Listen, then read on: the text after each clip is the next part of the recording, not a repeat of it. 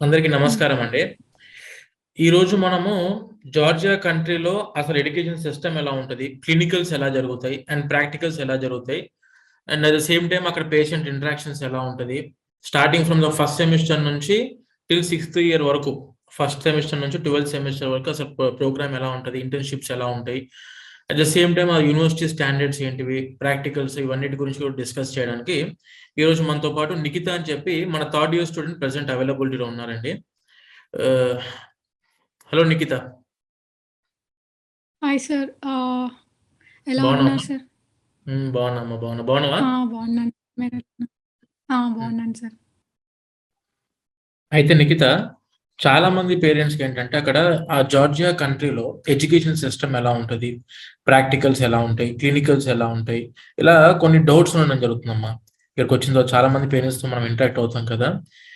మనకు తెలిసిన విషయాలన్నీ మనం పర్ఫెక్ట్‌గా వాళ్ళకి క్లారిటీగా ఎక్స్‌ప్లెయిన్ చేయడం జరిగింది. ఇప్పుడేంటంటే నీ తరఫున యాస్ ఎ స్టూడెంట్ నువ్వు అక్కడ ఉండి నువ్వు ఎక్స్‌పీరియన్స్ చేస్తున్నావు కాబట్టి everyday clinicals, practicals, education system and time table, course curriculum ఇవన్నీ నీకు పర్ఫెక్ట్‌గా నాలెడ్జ్ ఉంది కాబట్టి, నువ్వు ఒకసారి దీని గురించి ఎక్స్‌ప్లెయిన్ చేయి. అట్ ద సేమ్ టైమ్ బేసికల్‌గా ఏంటంటే question, why you have chosen only Georgia? వేరే కంట్రీస్ ఉన్న తర్వాత కూడాను, నువ్వు ఓన్లీ జార్జియా కంట్రీని ప్రిఫర్ చేయడానికి మెయిన్ రీజన్ ఏంటి? నాకు యూఎస్ఎంఎల్‌ని క్రాక్ చేయాలనేది డ్రీమ్ కాబట్టి, జార్జియాలో ఉండే స్టడీ ప్యాటర్న్ మొత్తం యూఎస్ఎంఎల్‌కి సూటబుల్‌గా ఉంది. ఇప్పుడు ఫర్ సపోజ్ మాకు యూఎస్ఎంఎల్‌ని 1, 2, 3 స్టెప్స్ ఉంటాయి. 3 స్టెప్స్‌లో యూఎస్ఎంఎల్‌ని ఫస్ట్ స్టెప్ ఏంటంటే, ఫస్ట్ స్టెప్‌కి సంబంధించిన సిలబస్ అనేది మాకు ఫస్ట్ 3 ఇయర్స్‌లో కంప్లీట్ అవుతుంది. నేను ఓకే. థర్డ్ ఇయర్ నుంచే నేను యూఎస్ఎంఎల్‌కి ప్రిపేర్ అవ్వడం స్టార్ట్ చేస్తే, థర్డ్ ఇయర్‌లో నేను యూఎస్ఎంఎల్‌ని 1 క్రాక్ చేశాననుకోండి. సో దట్ నాకు నా లైఫ్ నాది ఒక డ్రీమ్ అనేది తొందరగా అచీవ్ అవుతుంది. It will not take that much time తీసుకోదు. ఓకే. యూఎస్ఎంఎల్‌ఈ 1 ప్యాటర్న్ మొత్తం స్టడీ ప్యాటర్న్ మొత్తంది సేమ్ ఉంది. ప్లస్ ఇది చాలా యూజ్‌ఫుల్ అవుతుంది. యూఎస్ఎంఎల్‌ఈ 1 కైనా, 2 కైనా, 3 కైనా. మాకు చెప్పే టీచర్స్ కూడా యూఎస్ఎంఎల్‌ఈ ప్యాటర్నే ఫాలో అవుతారు. ప్లస్ ఈ జార్జియా కంట్రీలో ఏంటంటే మా అకాడమిక్ ఇయర్ సిలబస్ మొత్తంది మా సెమిస్టర్ 1 నుంచి ది ఫైనల్ హ్మ్. సెమిస్టర్ వరకి క్లినికల్స్ కానీ, ప్రాక్టికల్స్ కానీ, థియరటికల్ సబ్జెక్ట్స్ కానీ, మాకు ఇన్‌ఫాక్ట్ పెట్టే ఎగ్జామ్స్ డైలీ ఎగ్జామ్స్ కానీ, అకాడమిక్ ఎగ్జామ్స్ కానీ మొత్తం యూఎస్ఎంఎల్‌ఈ ప్యాటర్న్‌లోనే జరుగుతాయి.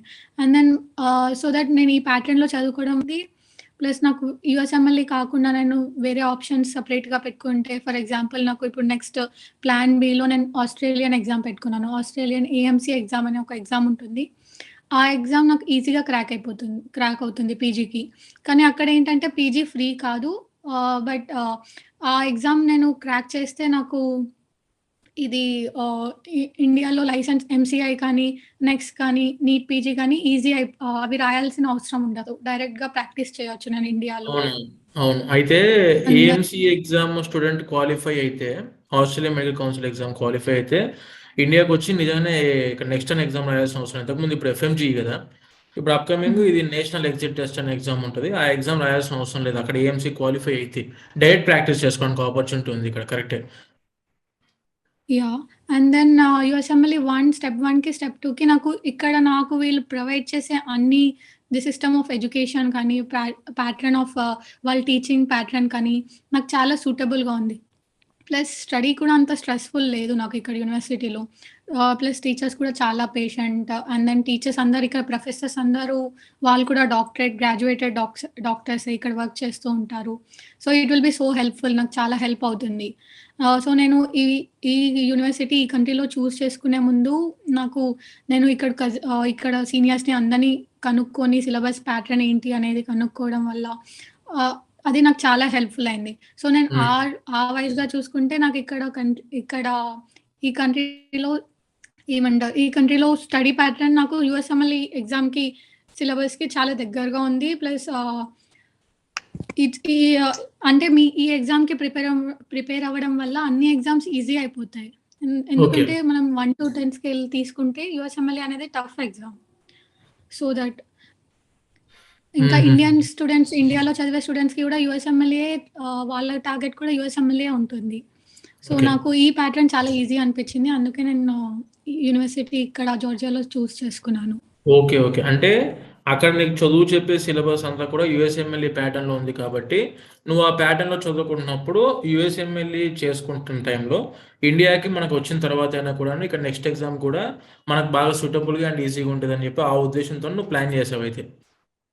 Yes sir. మళ్ళీ ఇంకోటేంటంటే యూఎస్ఎంఎల్ఈ 1 క్రాక్ చేస్తే చాలు మనకి ఎఫ్ఎంజీ కానీ, నెక్స్ట్ కానీ రాయనవసరం లేదు. డైరెక్ట్ లైసెన్స్ అన్నీ ఆల్ ఓవర్ ది వరల్డ్ కంట్రీలో లైసెన్స్ వచ్చేస్తుంది మనకి యూఎస్ఎంఎల్ఈ ఒక్కటి క్రాక్ చేస్తే. ఓకే. ప్లస్ నాకు ఇంకోటి ఏంటంటే ప్లాన్ సి ఆప్షన్ ప్లాబ్ కూడా ఉంది. Which is like next year నుంచి యూకేఎంఎల్ఏగా మార్చారు. Okay. UKMLA 1 UK and PLAB. UKMLA UK ప్లాబ్‌ని యాహ్! యూకే ఎంఎల్ఈ చేస్తున్నారిప్పుడు. హ్మ్. ఓకే. హ్మ్. అలా చేస్తున్నారు. సో, యూకేఎంఎల్ఏ 1, యూకేఎంఎల్ఏ 2 ఉంటుంది. ఇప్పుడు నేను ఈ ప్యాటర్న్‌లో చదువుతున్నాను కాబట్టి, యూనివర్సిటీ వాళ్ళు టీచ్ చేసే సిలబస్ నాకు యూకేఎంఎల్ఏ 1 చాలా ఈజీగా అయిపోతుంది సార్. ఆ ప్యాటర్న్ ఏంటంటే, మాకిప్పుడు ఎంసీక్యూ వైస్‌గా చదువుతుంది. ఎస్ఏ లైక్ ఇండియాలో అయితే ఎస్ఏ క్వెషన్స్ టైప్‌గా మేము ఎగ్జామ్స్ రాయడం కానీ, హ్మ్. థియరాటికల్‌గా చదవడం కానీ ఉంటుంది. ఇక్కడేంటంటే మేము ప్రాక్టికల్‌గా ప్లస్ మళ్ళీ ఎంసీక్యూస్ కాంపిటీటివ్ ఎగ్జామ్ వైస్‌గా చదువుకుంటాం కాబట్టి, యూకేఎంఎల్ఏ 1 నాకు ఈజీగా క్రాక్ అయిపోతుంది. అందుకోసమని నేను ఈ ప్యాటర్న్ చూజ్ చేసుకున్నాను. Okay. Very good. Very good. Very good. At the same time మీ సిస్టమ్ ఆఫ్ ఎడ్యుకేషన్ ఎలా ఉంటుంది? ఇప్పుడు నువ్వు థర్డ్ ఇయర్ కదా! Actually you are from I think so సిక్స్తా? ఫిఫ్తా నువ్వు ఇప్పుడు సెమిస్టరు? ఇప్పుడు ఫిఫ్త్ సెమిస్టర్ సార్ నేను. Third yeah! Year okay. Fifth semester. Okay. ఇప్పుడు నువ్వు ఫిఫ్త్ సో సెమిస్టర్ అంటే నువ్వు ఆల్రెడీ 4 సెమిస్టర్స్ కంప్లీట్ చేసావు కాబట్టి, స్టార్టింగ్ ఫ్రమ్ హ్మ్. యువర్ ఫస్ట్ సెమిస్టర్ నుంచి ఇప్పుడు నువ్వు చదువుకునేదాకా, దాని తర్వాత జరగబోయేటి ఏమన్నా నాలెడ్జ్ ఉంటే అదొకసారి మన వాళ్ళకి అందరికి ఎక్స్‌ప్లెయిన్ చేయమ్మా. Yes sir. సో, ఫస్ట్ సెమిస్టర్‌లో నేనొచ్చిన తర్వాత ఇక్కడ ఏంటి అంటే, అకాడమిక్ ఇయర్‌లో మాకు ఆల్ సబ్జెక్ట్స్ లైక్ 9 సబ్జెక్ట్స్ ఉంటాయి. +1, +2 సబ్జెక్ట్స్ కూడా ఇంక్లూడ్ ఉంటాయి. సో, బేసిక్ నాలెడ్జ్ అనేది ఉంటుందనమాట. స్టార్టింగ్ ఫస్ట్ సెమిస్టర్‌లో ఫస్ట్ 3 మంత్స్ బేసిక్ నాలెడ్జ్ మీద ఉంటుంది. అందులో మనకి క్లినికల్ సబ్జెక్ట్ ఒకటుంటుంది. సో, ఫస్ట్ సెమిస్టర్‌లో మనకు ప్రాక్టికల్స్ ఏముండవు. Clinical subjects and theoretical subjects ఉంటాయి. హ్మ్. అనాటమీ మిగతా సబ్జెక్ట్స్ అన్నీ నార్మల్‌గా స్టార్ట్ అయిపోతాయి. అండ్ దెన్ క్లినికల్ సబ్జెక్ట్ అంటే ఏంటి అంటే, జస్ట్ హాస్పిటల్‌కెళ్ళి అక్కడ మనం ఓల్డ్ మెథడ్స్ ఏవైతే నేర్చుకున్నామో, లైక్ ఓల్డ్ ఏజెస్‌లో మనకి సెటిల్ అయినప్పుడు ఎలా ఉండేది అనేది ఫస్ట్ సెమిస్టర్‌లో కంప్లీట్ చేస్తారు. సో, దాని మీద మాకు ప్రాజెక్ట్ వర్క్స్ ఉంటాయి. గ్రూప్ ప్రాజెక్ట్ వర్క్స్ ఉంటాయి. ప్రతి సెమిస్టర్‌లో మాకు గ్రూప్ ప్రాజెక్ట్ వర్క్స్ ఉంటాయి. అలా హ్మ్. ఎవ్రీ సెమిస్టర్ మాకొక 9 సబ్జెక్ట్స్ ఉంటాయి. Second hmm. సెమిస్టర్‌లో ఏంటంటే ప్రాక్టికల్ సబ్జెక్ట్ ఉంటుంది. క్లినికల్ సబ్జెక్ట్స్ ఉంటాయి. మళ్ళీ ప్రాక్టికల్ సబ్జెక్ట్స్ అనేవి థియరాటికల్ సబ్జెక్ట్స్‌కి అండర్ కూడా ఉంటాయి. ఇప్పుడు సపోజ్ మేము బయోకెమిస్ట్రీ తీసుకుంటే బయోకెమిస్ట్రీకి దానికి అడిషన్ ప్రాక్టికల్ సబ్జెక్ట్ ఉంటుంది. Biochemistry practical subject. So, practical సబ్జెక్ట్‌కి, క్లినికల్ సబ్జెక్ట్‌కి డిఫరెంట్ ఏంటంటే క్లినికల్స్‌లో మాకిప్పుడు ఎమర్జెన్సీ అనే ఒక సబ్జెక్ట్ ఉంటుంది సెకండ్ సెమిస్టర్‌లో. ఎమర్జెన్సీ సబ్జెక్ట్ అంటే లైక్ ఎమర్జెన్సీ క్లినికల్ సబ్జెక్ట్. అది ఇప్పుడు ఫర్ ఎగ్జాంపుల్ సడెన్‌గా కార్ యాక్సిడెంట్ అయితే నువ్వక్కడుంటే నువ్వు చేయాల్సిన ప్రాసెస్ ఏంటి? యాస్ ఎ మెడికల్ స్టూడెంట్ నీకేమేం తెలియాలి అనేది, ఏమేం తెలియాలి అనేది నువ్వు అది తెలుసుకోవాలి అని చెప్పి ఆ ప్రాసెస్ అంతా నేర్పిస్తారు. లైక్ సీపీఆర్ కానీ మిగతావన్నీ నేర్పిస్తారు. అలా ఇది ఈ రకంగా క్లినికల్ సబ్జెక్ట్స్ ఉంటాయి. ఓకే. ప్రాక్టికల్ సబ్జెక్ట్స్ ఏంటంటే ఇప్పుడు మేము ఒక ఈసీజీ అనే ఎలక్ట్రోకార్డియోగ్రామ్‌ని ఎలా అబ్జర్వ్ చేయాలి? అందులో వేవ్స్‌ని ఎలా ఫైండ్ ఔట్ చేయాలి? ఓకే. ఈ వేవ్ ఉంటే అది ఏంటి అర్థం? ఏ డిసీజ్ ఉందని అర్థం అనేది ప్రాక్టికల్ సబ్జెక్ట్. సో, హుహు. క్లినికల్స్‌లో మేము వాళ్ళు నేర్పించిన తర్వాత మాకు అందులో మళ్ళీ వీళ్ళు ప్రాక్టికల్స్ అక్కడికెళ్ళి మాకు like first day ma'am CPR నేర్పిస్తే నెక్స్ట్ రోజు మేము ఆమెకు చేసి చూపియాలి. దాన్ని ఓకే. బట్టి ఎవాల్యుయేషన్ ఉంటుంది. హుహు. ఎవాల్యుయేషన్ ప్రాసెస్ కూడా నాకిక్కడ నచ్చింది. ఈ యొక్క ప్రాసెస్ ఏంటంటే ప్రతి హ్మ్. సబ్జెక్ట్‌కి ఎవాల్యుయేషన్ డైలీ ఉంటుంది. డైలీ 3 మార్క్స్ యాక్టివిటీ ఉంటుంది ప్రతి సబ్జెక్ట్‌లో. So, okay. కంపల్సరీ అటెండ్ అవ్వాలి అలా అని చెప్పి ఇండియాలో లాగా మార్నింగ్ 9కి స్టార్ట్ అయ్యి ఈవినింగ్ 4 వరకి ఉండదు ఇక్కడ. ఇట్స్ లైక్ నీకు టైమ్ టేబుల్ చాలా మేనేజబుల్ ఉంటుంది స్టూడెంట్‌కి. నీకు ఆ రోజు ఓన్లీ 2 సబ్జెక్ట్స్ ఉంటాయి. 2 హ్మ్. సబ్జెక్ట్స్ లేదా 1 సబ్జెక్ట్ అలాగే ఉంటుంది. ఒక సబ్జెక్ట్ లెక్చర్ ఉంటుంది. ఒక సబ్జెక్ట్ సెమినార్ ఉంటుంది. ఈ సెమినార్ సబ్జెక్ట్ ఏంటంటే లాస్ట్ వీక్‌లో నీకు లాస్ట్ క్లాస్‌లో ఏదైతే నేర్పించారో అదే నువ్వు నేర్చుకొని నెక్స్ట్ క్లాస్‌లో చెప్పాలి. సార్‌కి అప్పజెప్పాలి. సార్ అడుగుతారు. ఆ సిలబస్ నుంచి ఒక 3 క్వెషన్స్ అలా అడుగుతారు. దాని గురించి మనం ఆన్సర్ చేసే విధానం బట్టి వాళ్ళు అర్థం చేసుకుంటారు మనకి ఏది అర్థమైంది అనేది. ఏదైనా అర్థం కాకపోతే ఆన్ ది ఇన్‌స్టాంట్ మనకి ఎక్స్‌ప్లెయిన్ చేస్తారు సార్ వాళ్ళు. సో, ఎక్స్‌ప్లెయిన్ చేసిన తర్వాత దాన్ని బట్టి మనకి ఎవాల్యుయేషన్ ఉంటుంది 3 మార్క్స్‌కి. సో, డైలీ ప్రతి సబ్జెక్ట్ ఎవాల్యుయేషన్ ఉంటుంది. ఓకే. And okay. దెన్ ప్రతి సబ్జెక్ట్ మీద నీ ఆఫ్టర్ దట్ క్లాసెస్ చెప్పిన తర్వాత సెమినార్స్ కండక్ట్ చేసి, దాని మీద కూడా మార్క్స్ యాడ్ చేస్తారు. 3 మార్క్స్ హ్మ్. ఫర్ ఎవ్రీ సెమినారా? Yeah! 3 marks for every seminar ఉంటుంది. Okay. And then so that దాన్ని బట్టి ఆ సబ్జెక్ట్ ఏంటనేది బాగా గుర్తుండిపోతుంది మాకు. అండ్ దెన్ మాకు హ్మ్. రిటర్న్ క్విజెస్ కూడా ఉంటాయి. లైక్ ఎవ్రీ 4 సెమినార్స్‌కి ఒక రిటర్న్ క్విజ్ ఉంటుంది.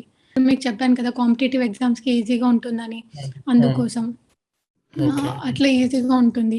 అండ్ దెన్ మాకు క్విజెస్ తీసుకుంటారు. అండ్ దెన్ ఆ సబ్జెక్ట్‌లో మాకు ప్రాక్టికల్స్ కూడా ఉంటాయి. ఫర్ ఎగ్జాంపుల్ ఇంటర్నల్ మెడిసిన్ తీసుకున్నామనుకోండి. ఇందులో మాకు ఇంటర్నల్ మెడిసిన్ 1 అనే ఒక సబ్జెక్ట్ ఉంటుంది.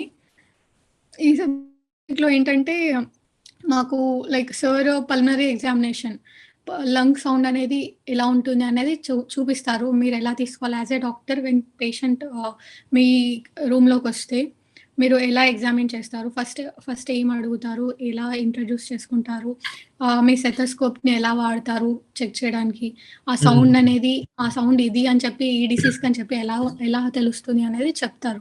So, next okay. టైమ్ మేము చేసి చూపియాలి. సార్ ఒక సౌండ్ చూయిస్తారు. ఆ సౌండ్ ఏ డిసీజ్ అనేది మేము నేర్చుకొనెళ్ళాలి. అది హుహు. Practical. So that okay. Okay. Subject కింద ఇంకో ప్రాక్టికల్ అలా ఉంటుంది. కానీ హ్మ్. క్లినికల్స్ డిఫరెంట్ మళ్ళీ.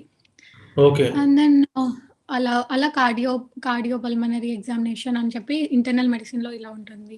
అండ్ దెన్ ఇంకా మాకు ప్రెజెంటేషన్స్ అని చెప్పి ఉంటాయి. Presentations it will B of 10 marks. 10 marks evaluate అవుతాయి. ఏం చేయాలి అంటే సార్ ఒక టాపిక్ ఇస్తారు లేదా ఒక కేస్ స్టడీ ఇస్తారు. ఆ కేస్ హ్మ్. స్టడీ మేము అర్థం చేసుకొని అది ఫైండ్ ఔట్ చేసి మొత్తం సెర్చ్ చేసి ఆ కేస్ స్టడీ మీద ఆ కేస్ స్టడీ ఆ డిసీజ్ ఏంటి? డిసీజ్ ఉంటే హ్మ్. దానికి డయాగ్నోసిస్, ట్రీట్మెంట్ ఆహ్, అసలు నువ్వేమనుకుంటున్నావు? ఆ టాపిక్ ఇప్పుడు సపోజ్ ఫర్ ఎగ్జాంపుల్ మాకు ఫస్ట్ సెమిస్టర్ నుంచే స్టార్ట్ అవుతాయి ప్రెజెంటేషన్. ప్రతి సబ్జెక్ట్‌లో ఒక ప్రెజెంటేషన్ కంపల్సరీ ఇవ్వాలి. ఓకే. అదేంటంటే స్టూడెంట్ ఓన్‌గా తయారు చేయాలి. ఆహ్, ఒక టాపిక్ ఇస్తారు. ఆ టాపిక్‌లో ఏంటంటే ఫస్ట్ సార్ ఇప్పుడు ఫర్ ఎగ్జాంపుల్ నాకు ఏదన్నా లోబా న్యూమోనియా అని చెప్పి ఒక టాపిక్ ఇస్తే, ఆ లోబా న్యూమోనియా అంటే ఏంటి? అది ఎందువల్ల వస్తది? లైక్ డయాగ్నోసిస్ ఏంటి? ట్రీట్మెంట్ ఏంటి? అదంతా హ్మ్. ఫైండ్ ఔట్ చేసి ఒక పీపీటీ లాగా ఒక ప్రెజెంటేషన్ లాగా తయారు చేసి మేము క్లాస్ రూమ్‌లో అందరి ముందు ప్రెజెంట్ చేయాలి. ఓకే. ఇంకోటి ఇక్కడ నచ్చిన విషయం ఏంటంటే క్లాస్‌కి 12 మెంబర్సే యూనివర్సిటీలో. ఈచ్ జస్ట్ ఫర్ క్లాస్‌కి లెక్చర్‌కి 12 మాకు ఎక్కువ మెంబర్స్. యాహ్! అండ్ దెన్ హ్మ్. లెక్చర్‌కి ఎక్కువ మందుంటారు. లెక్చర్ అటెండ్ అయ్యేటప్పుడు 24, 25 మెంబర్స్ ఉంటారు. కాకపోతే మేము seminar which is like daily activities 3 marks ఉంటాయో, దానికి 12 మెంబర్సే ఉంటారు. సో, ప్రతి సార్‌కి ప్రతి ఒక్క స్టూడెంట్ మీద కాన్సంట్రేషన్ ఉంటుంది. ఓకే. ఓకే. అలాగా. హుహుహు. అండ్ అంటే దెన్ ప్రతి ప్రొఫెసర్‌తోని ప్రెజెంటే ఇంటరాక్ట్ అవ్వడానికి గూడా బాగా ఈజీగా ఉంటదయితే ప్రతి స్టూడెంట్‌కి. ఈజీగా ఉంటుంది. అట్ ద సేమ్ టైమ్ ఇంకొక హ్మ్. డౌట్ ఏంటంటే, ఈ మీడియం ఆఫ్ ఇన్‌స్ట్రక్షన్ ఎలా ఉంటదక్కడ? మీ లెక్చరర్స్ డీల్ చేసేది మీడియం ఆఫ్ ఇన్‌స్ట్రక్షన్ ఎలా ఉంటది? అది. అంటే క్లాసెస్ ఎలా జరుగుతా ఉంటాయి? ఏ లాంగ్వేజ్‌లో ఉంటది క్లాసెస్? క్లాసెస్ మొత్తం ఇంగ్లీష్‌లోనే ఉంటాయి సార్. దాని గురించి డౌట్ పెట్టుకోనవసరం లేదు. ఎందుకంటే జార్జియా ఈస్ లైక్ ఆహ్, ఎలా అయితే India second most speaking English కంట్రీయో, జార్జియా కూడా అందులో ఒక్కటే. జార్జియాలో గూడా చాలామంది ఇంగ్లీషే మాట్లాడతారు. ప్లస్ హ్మ్. నేను చెప్పిన ప్రకారం లైక్ నేను చెప్పాను మీకు లైక్ ప్రొఫెసర్స్ అందరూ ఆల్రెడీ గ్రాడ్యుయేట్ అయిన ప్రొఫెసర్సే. Doctors and then most of the professors they are graduated from US. వాళ్ళ హ్మ్. పీజీ యూఎస్‌లో చేసుకున్న వాళ్ళే ఉంటారు కాబట్టి everyone speaks English. And then మాకున్న ప్రొఫెసర్స్ అందరూ కూడా చాలా పేషెంట్. అంటే డాక్టర్స్ అంటేనే పేషెంట్‌గా ఉంటారు కాబట్టి, చాలా పేషెన్స్‌తోనే ఎక్స్‌ప్లెయిన్ చేస్తారు. మేమెప్పుడు ఏ డౌట్ ఉన్నా కానీ, ఏ టైంలో అయినా సరే వాళ్ళకి మెయిల్ పెట్టొచ్చు. మాకు నెక్స్ట్ మెయిల్ చూసుకునేసరికి మాకు రిప్లై వస్తుంది. నాకు ఈ టాపిక్ అర్థం కాలేదంటే సార్ నెక్స్ట్ క్లాస్‌లో చెప్తారు. లేదా హ్మ్. నాకు ఈ మెటీరియల్ కావాలి. నాకు ఈ బుక్‌లో నుంచి అర్థం అవ్వట్లేదు అంటే, సార్ వేరే బుక్ గానీ, లేకపోతే సార్ ఒక రికార్డ్ చేసిన ఫైల్ గానీ పంపిస్తారు. సో దట్ మాకు ఓకే. ఈజీగా ఉంటుంది. టీచర్స్ ఫ్రెండ్లీగా ఉంటారు మాతో పాటు. హుహుహుహు. At this the is all same the time patronage and then మన క్లినికల్స్ ఎలా జరుగుతాయి? క్లినికల్స్ ఫస్ట్ సెమిస్టర్ నుంచే క్లినికల్ స్టార్ట్ అయితాయి. కాకపోతే ఫస్ట్ సెమిస్టర్‌లో నార్మల్ క్లినికల్స్. సెకండ్, థర్డ్ సెమిస్టర్‌లో క్లినికల్స్ అనేవి కాలేజ్‌లోనే ఉంటాయి. హ్మ్. ఎందుకంటే సెకండ్ సెమిస్టర్‌లో మాకుండేది సెకండ్ ఇయర్ అండ్ థర్డ్ ఇయర్‌లో ఉండే subjects just emergency medicine and then మాకు స్టిచ్చింగ్ కానీ, సూచర్స్ కానీ బేసికల్స్. బీపీ అవన్నీ ఎలా బేసిక్‌గా. చెక్ చేయాలనేవి నేర్పిస్తారు. బేసిక్స్. సో, అలా ఒక్క సెమిస్టర్ ఒక్కొక్క క్లినికల్ సబ్జెక్ట్ ఉంటుంది. అండ్ దెన్ కంటిన్యూషన్ ఉంటాయి సబ్జెక్ట్స్. ఫస్ట్ సెమిస్టర్‌లో మేము నేర్చుకుంది ఏన్షియంట్ మెథడ్. సెకండ్ సెమిస్టర్‌లో మేము నేర్చుకునేది ఇన్‌స్ట్రుమెంట్స్ ఎలా వాడాలో. థర్డ్ సెమిస్టర్‌లో నేర్చుకునేది stitches, injections, hand wash and then clothing, హాస్పిటల్‌లో క్లాతింగ్ కానీ, అది హాస్పిటల్ బిహేవియర్ అదంతా.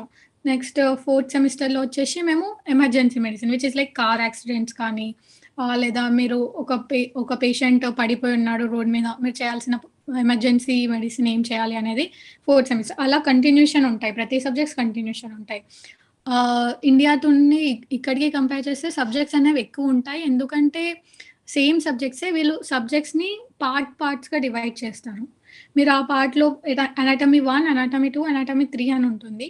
అనాటమీ 1 క్లియర్ చేస్తేనే మీకు అనాటమీ 2 వస్తుంది. అలా అనాటమీ 2 క్లియర్ చేస్తేనే అనాటమీ 3 వస్తుంది నెక్స్ట్ సెమిస్టర్‌కి. మీరు అది ఆ సబ్జెక్ట్ క్లియర్ చేసే వరకే మీకు నెక్స్ట్ సెమిస్టర్‌లో ఆ సబ్జెక్ట్ రాదు. సో దట్ ఇలా ఉంటుంది. అండ్ దెన్ ఎవాల్యుయేషన్ ప్రాసెస్ నేను మీకు ఎక్స్‌ప్లెయిన్ చేశాను. ఇలా ఉంటుంది. And then we also have group projects ఉంటాయి సార్.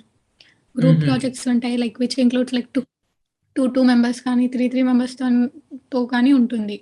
అది కూడా మేమందరము డిస్కస్ చేసి ఒక పీడీఎఫ్ ఫైల్ కానీ, ఒక ప్రెజెంటేషన్ కానీ తయారు చేసి ప్రెజెంట్ చేయాలి సార్‌కి. లైక్ ఈ పేషెంట్‌కి ఇంతుంది, ఈ బీపీ ఉంది, ఈ టెంపరేచర్‌తో నా దగ్గరకొచ్చాడు. సో నేను ఇలా ఈ డిసీజ్ అనుకుంటున్నాను ఇది అని చెప్పాలి. ఓకే. ఓకే. హలో. ఓకే.